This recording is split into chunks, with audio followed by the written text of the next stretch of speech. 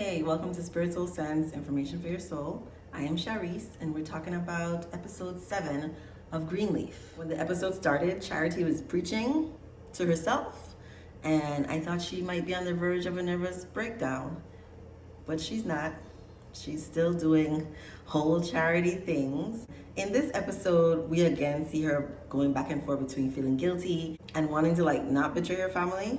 I was really trying to figure out what did she think would happen? Did she think Grace would still be a pastor in the church if Harmony and Hope continue to take over and they didn't get the church back?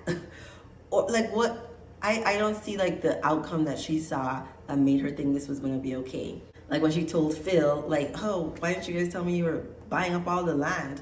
First of all, I thought Phil knew. I really thought he was the Bob Whitmore and was behind everything. So the fact that they're keeping this from him is really interesting. The whole Phil and Charity, him calling it a relationship. Are y'all seeing each other and talking to each other in scenes that don't exist on TV? Because going to work together, having this secret about trying to get the church from the Greenleaf family doesn't really sound like a relationship to me. I know they've gone to dinner before, but their relationship seems very co-workery, interested in each other, flirting, not a whole relationship where he's now telling Charity for better or worse. That sounded like game to me. Honestly, it just sounded like he was telling lies and he was doing whatever it took to hook, line, and sinker Charity. Phil knows that giving Charity the option of whether she tells on Grace or doesn't tell on Grace is probably going to work in his favor because he has conditioned her to get all of this validation just from him. He knows she's not getting it from her family. And so if he can be that person to give the validation, she's going to want to please him. So she's very likely to tell on Grace. I feel like Harmony and Hope buying up all the land around the church kind of threw a monkey wrench into whether Charity would betray her family or not. Now here's this additional piece of information that Phil doesn't know, and now he has to take that in consideration. Maybe he needs to align forces with the Greenleaf, right? And I think Phil is conniving. My gut tells me that. When Jacob went to talk to Phil, oh my God, I've always wanted a big brother. I don't have any brothers. I've always wanted a big brother for exactly this reason. Yes, brother who loves me and wants to protect me. Oh, you man. I loved that scene. I felt like Jacob was I believed him. Said he's gonna punch the shit out of him. For real, if you hurt my sister. I really enjoyed that scene. I like when Jacob is in his element and doing all the manly things. The way Phil responded to Jacob, he's I'm not gonna hurt your sister. Felt so believable to me that he really has feelings for Charity, thinks she's special and someone that he can see himself with.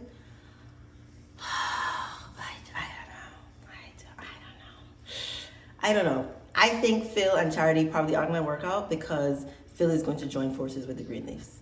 That seems like a logical conclusion, and Phil aims to win, right? He wants to be on top.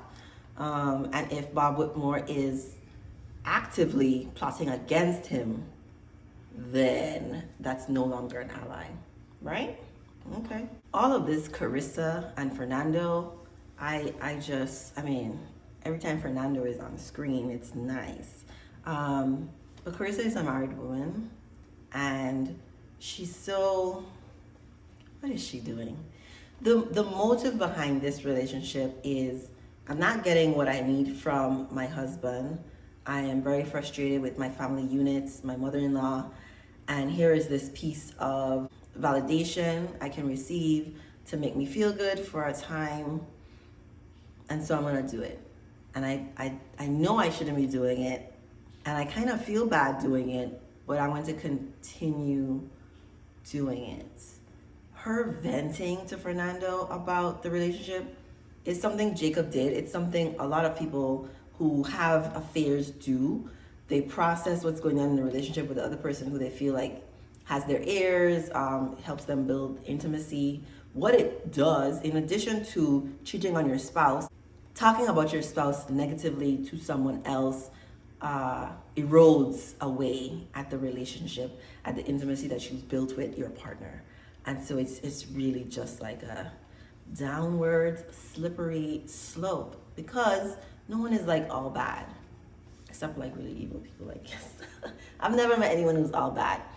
And focusing on all these negatives about your spouse to someone who is not in your relationship, right? Relationships don't break from the outside. It's not like Fernando is coming in and breaking up their marriage, or he's the reason that things are ending. No, as you can clearly see, this marriage has been rocky for a long time, from before Jacob cheated until now. And they've had like maybe a plateau of a positive experience after they got together, after they bonded over, Zora running away with that abusive guy.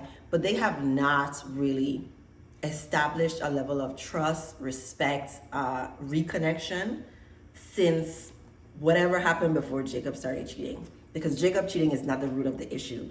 The root of the issue really is Carissa thinks that Jacob is not behaving as the head of the household, and she doesn't respect him. She doesn't trust him to make the best decisions for the family.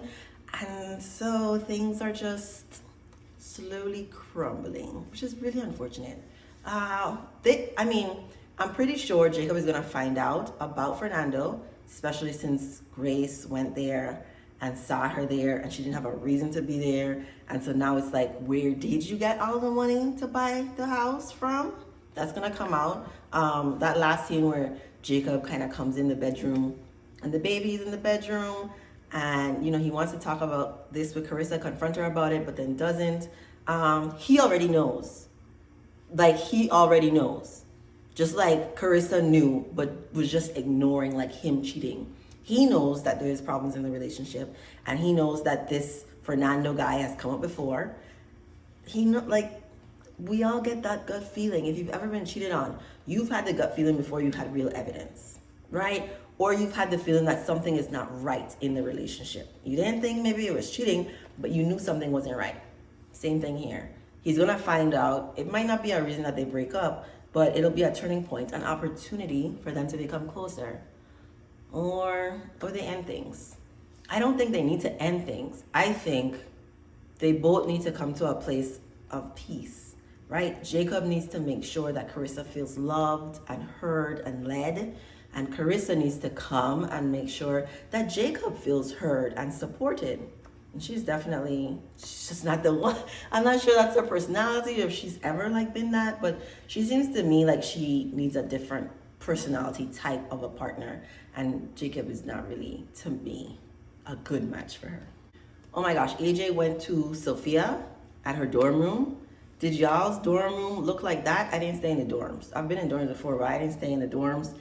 Sophia, I swear she was in a room in a mansion is what her dorm room looked like, but privilege.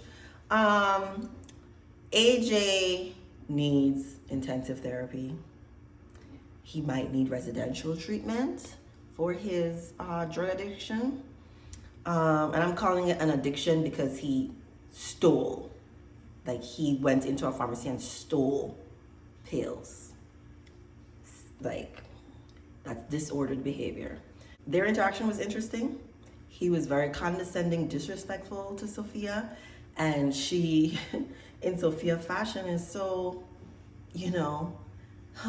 laid back and quiet and kind of just takes it. So I'm concerned for her in the long term.